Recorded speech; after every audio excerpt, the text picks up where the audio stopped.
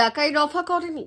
কর্মক্ষেত্র সরকারি ঠিকাদারকে মারধরের অভিযোগ উঠল কোলাঘাটের তৃণমূল পরিচালিত পঞ্চায়েত প্রধানের বিরুদ্ধে।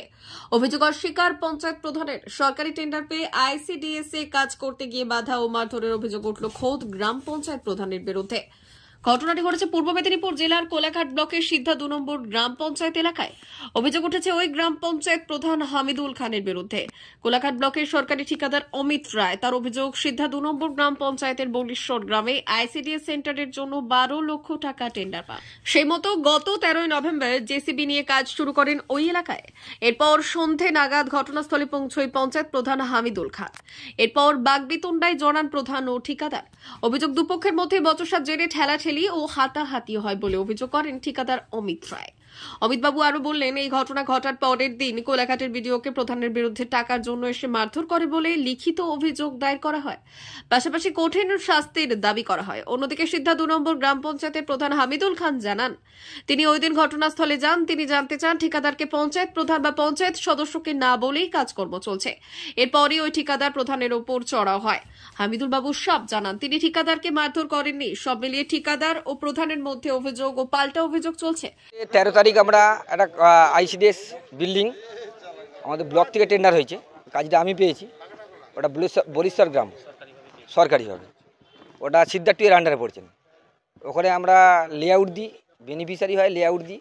তাই ওটা বিডিও সাহেবের অর্ডার নিয়ে আমরা কাজে গেছিলাম। আমি ওখানে জেসিবি দিয়ে মাটি কাটা হচ্ছিল। ঠিক সন্ধ্যের টাইমে, সন্ধ্যে হয়ে গেছিলো কাজটা করতে করতে। ঠিক সন্ধ্যের টাইমে এক ভদ্রলোক এলেন আমার কাছে, বলে তোকে এখানে কে মাটি কাটতে বলেছে, কার অর্ডারে মাটি কাটছিস? আমি বললাম আপনি কে বলছেন? বলছি আমি প্রধান বলছি সিদ্ধা 2 এর। তার নাম বললেন, আমি নমস্কার জানালাম। নমস্কার জানানোর পর আমাকে তাও গালাগালি খিস্তে, তুই তাকালি দিয়েই কথা বলছি। বলছি কে ভিডিও মুখ ভিডিও, গালাগালি দিয়েছে ভিডিও সম্বন্ধ। তা আমাকেও গালাগালি খিস্তি করছে, কেটে মেরে ফেলে দেবো, এখানে মাটি কাটা বন্ধ রাখ। আমি বললাম আপনার অর্ডার আমি মাটি কাটা বন্ধ রাখবো না, কেননা এখানে অর্ডার আছে আমার। এখানে আমাকে অর্ডার দিয়েছেন, লেআউট দিয়েছেন, আমি কাজ করতে এসেছি। এরকম কথা বলতে বলতে চাল হটটক চলে। পাশাপাশি সব ছিল, সব যারা পিএস মেম্বার টেম্বার সবাই আসেন। তা আসার পর ওনাদের সামনেই আমাকে গায়ে হাত তুলে মারে, আমাকে বলে কেটে মেরে ফেলে দেবো, বলে আমাকে মারে অনেক। কারণ আপনাদেরকে বলি, এই কদিন আগে বিষ্ণুবার, আমাদের যে গুড়চাকলি বিষ্ণুবার সমবায় সমিতি আছে, তার ভোট হয়েছে। 11টা সিটই তৃণমূল কংগ্রেস পেয়েছে। এর গাত্র জ্বালাটা কোথায় যাবে?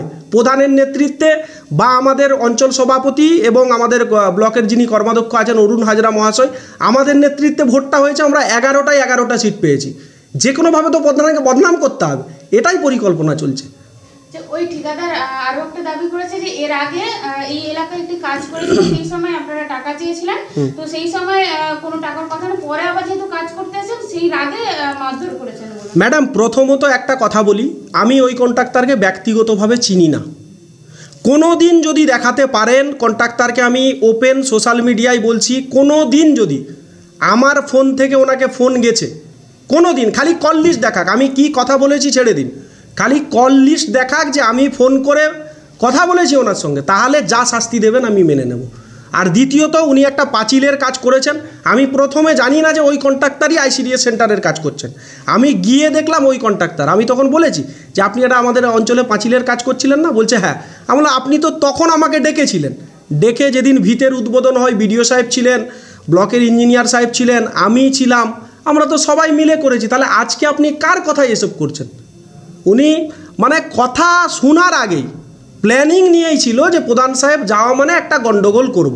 এবার যেহেতু বিরোধী দলনেতা জানে যে এলাকার লোক আমাকে একটা মাস পিটিশন আকারে দিয়ে গেছে যে কাজটা হচ্ছে, তাই জন্যে প্রি প্ল্যানিং, একদম প্রথম থেকে প্ল্যানিং করে এই গন্ডগোলটা করেছে।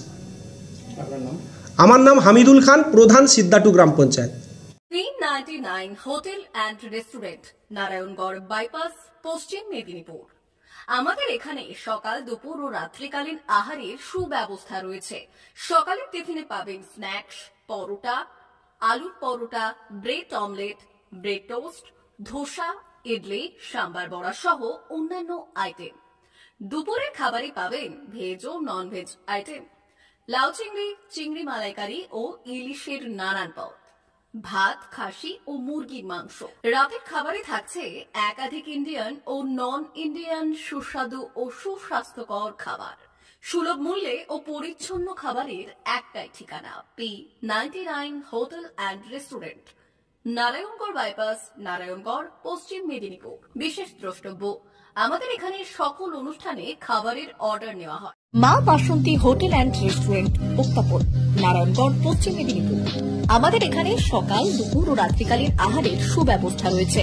সকালের টিফিনে পাবেন স্ন্যাক্স, পরোটা, আলুর পরোটা, মিক্সড পরোটা, মুলি পরোটা।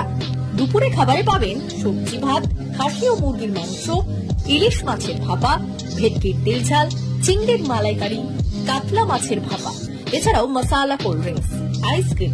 রাতের খাবারে পেয়ে যাবেন তাওয়া রুটি, তন্দুরি রুটি, তড়কা, চিকেন তন্দুরি, চানা মশালা, চিকেন বাটার মশালা প্রভৃতি। সুলভ মূল্যে পরিচ্ছন্ন খাবারের একটাই ঠিকানা, মা বাসন্তী হোটেল অ্যান্ড রেস্টুরেন্ট, উত্তাপন, নারায়ণগড়, পশ্চিম মেদিনীপুর। বিশেষ দ্রষ্টব্য, আমাদের এখানে সকল অনুষ্ঠানের খাবারের অর্ডার নেওয়া হয়।